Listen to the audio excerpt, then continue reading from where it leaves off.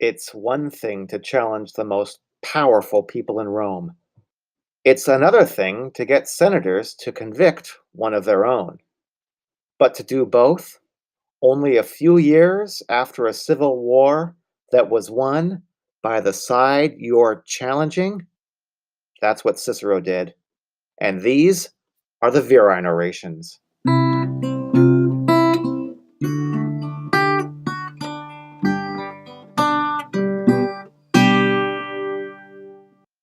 Hi, everyone, and welcome to Random History, the Verrine Orations, Part 2, Sulla.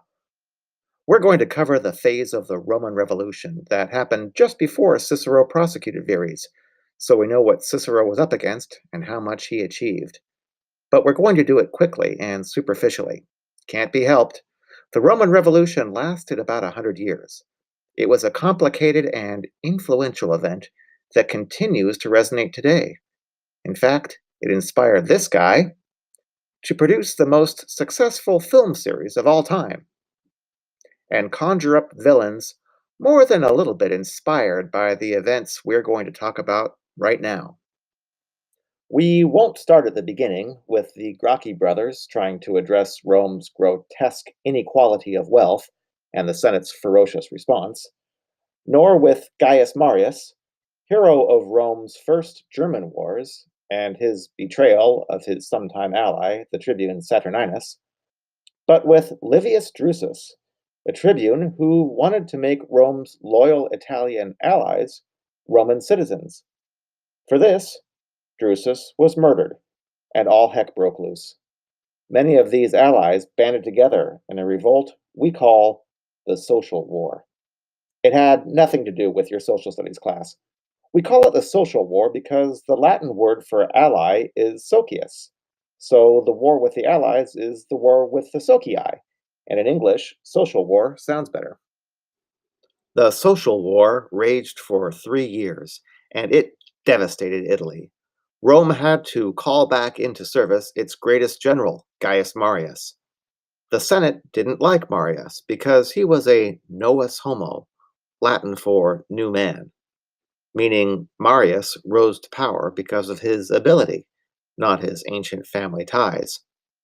The Senate was all about ancient family ties and didn't like men who worked their way up from the bottom.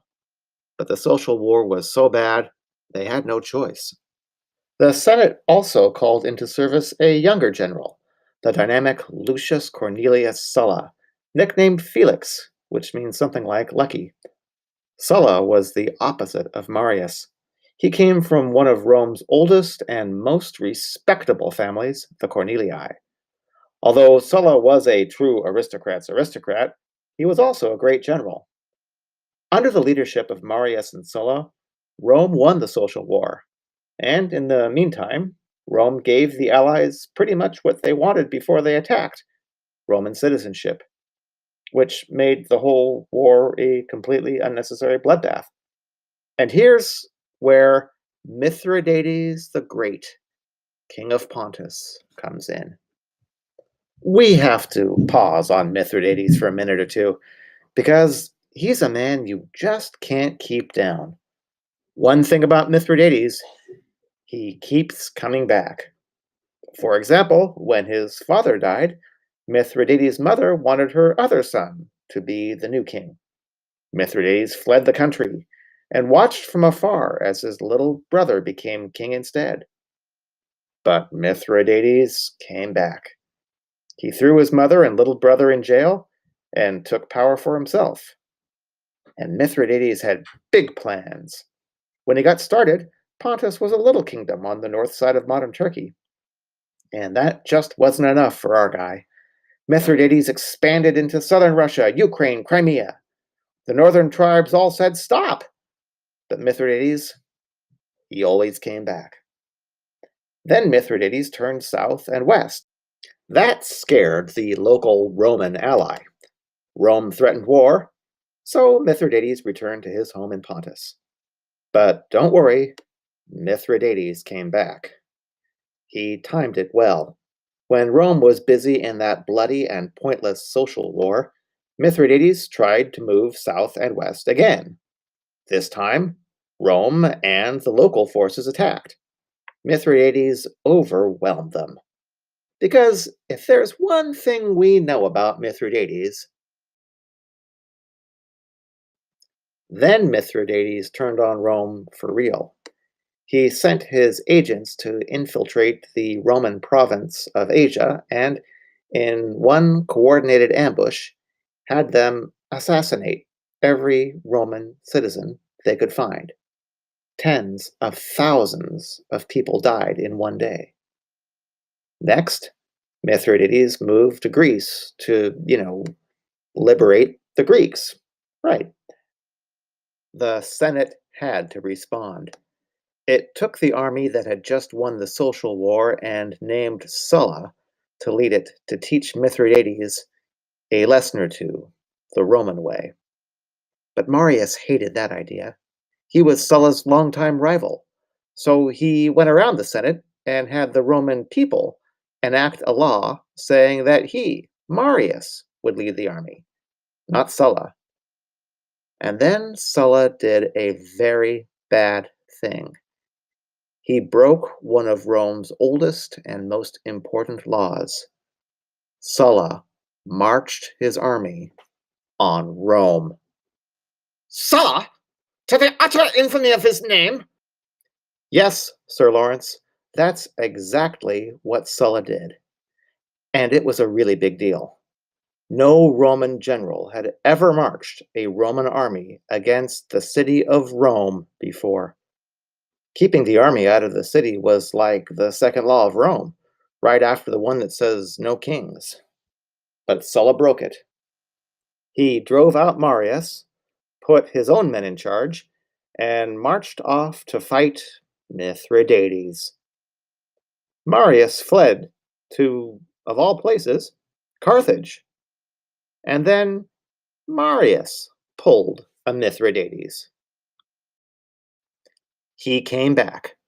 Marius marched on Rome, took the city, and used his power to murder any Roman citizen that got in his way. It was terrible, but it didn't last too long because by this time Marius was old, losing his marbles, and then he died. And meanwhile, Sulla was off thrashing Mithridates.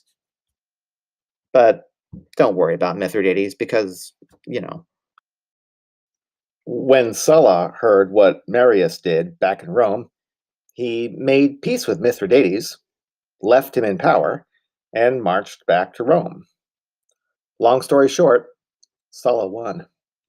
So, this is like the third time in 5 years that a Roman general violated one of the most important laws Rome ever had. And if you thought Marius was bad when he took power, Sulla was worse.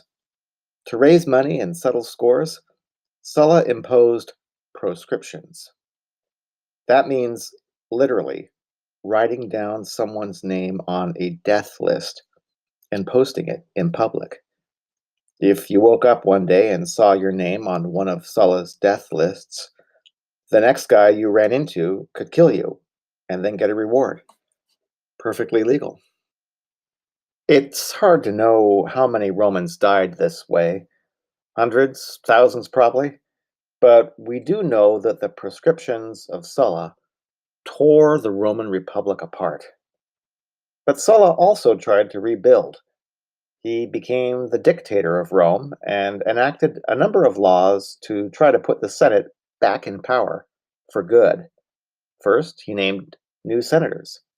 And remember from episode 1 of this series, the tribunes, the magistrates whose job is to say stop? Well, Sulla took away most of their powers. Basically, under Sulla, the plebeians of Rome, the overwhelming majority of its population, lost a lot of influence.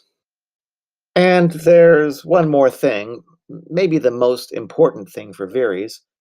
Sulla changed the rules on who could serve as a juror. This part will take a little explaining. In ancient Rome, there were three major social classes. At the bottom, was the plebeians, most people. At the top was the senatorial class, meaning the Senate. Those guys had the most power. And in the middle were the equites. Equites, that's Latin for cavalry, because in the old days, when Rome was young, the equites were required to serve in the Roman cavalry forces, which means that members of this class had to have enough money to own a horse. But in Cicero's time, the equites were pretty much a rich upper middle class that engaged in most of the private business in Rome. For example, equites ran the companies that Rome used to collect taxes from the provincials. That's important to know because Rome had a special kind of court to try cases against corrupt governors after they returned home from their provinces. And the governors were former office holders, by definition, senators. Before Sulla, senators did not judge other senators on trial for corruption. The jurors had to be equites. Sulla fixed that. To protect his corrupt friends in the Senate, Sulla made sure that only senators could judge other senators. Sounds fair, right? Hmm, maybe not. So, where does Cicero fit into all this? During the Civil War, Cicero was a young equite who wanted to be an orator, which is sort of an ancient Roman combination trial lawyer and politician. He was from the same town Marius came from, so maybe he was a little sympathetic to Marius and his side of the fight. And Cicero was a novus homo, a new man, just like Marius was. Cicero was very ambitious, and he had to be very brave. In his first big trial, Cicero defended a man accused of killing his own father, and he won. He won by arguing that his client, the accused murderer, had been framed. Framed not just by anyone, but by the right hand man of none other than the dictator Lucius Cornelius Sulla. Defying Sulla like that could get you killed. Cicero was no dummy. After this amazing victory, Cicero decided that it might be smart to go to Athens in Greece and study rhetoric for a year or two. Then Cicero returned home to Rome. He ran for quaestor, won, and in 75 BC he served in Sicily. He treated the Sicilians so honestly and fairly that they never forgot him. He came back to Rome and served in the Senate. Verres chose differently. When the Civil War began, Verres fought on Marius' side. Then he switched to Sulla when he thought the tide had turned and he could get a better deal. Next, Verres bribed his way to get elected as praetor, and then got himself named governor of Sicily. Verres arrived in Sicily right around the same time that Cicero left, and Verres stayed for 3 long, terrible years, stealing everything he could and killing anyone who got in his way. And this is where our story really begins. After Verres went back to Rome, delegations of Sicilians followed him. They wanted justice. They needed a champion, someone who couldn't be bought, someone like Cicero. And in the next episode, we'll talk about how Cicero tried his case against Verres and won. Thanks for watching this episode of Random History, the Verrine Orations.